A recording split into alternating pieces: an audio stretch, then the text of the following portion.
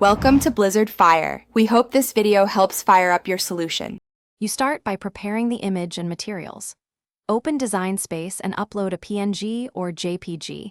PNG with transparency preserves cut lines.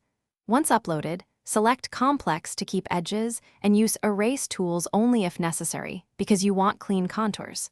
Make sure your matte size and material match the project. This prevents miscuts. If you plan print then cut, confirm image resolution and white margins. Now proceed to the next step. To create precise cut paths, next you refine paths and organize layers. Ungroup and isolate elements, then use contour to remove unwanted holes. Welding joins pieces so the machine treats them as one shape. If printing first, use flatten to convert layers into a single printable image, because that locks registration for the cut.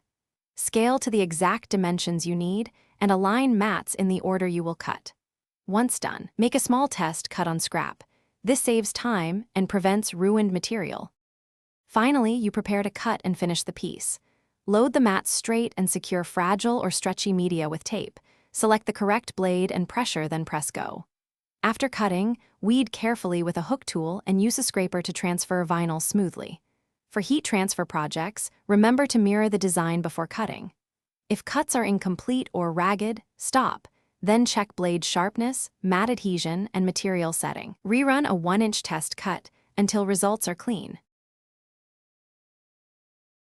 Thanks for watching. If you found this helpful, don't forget to like and subscribe.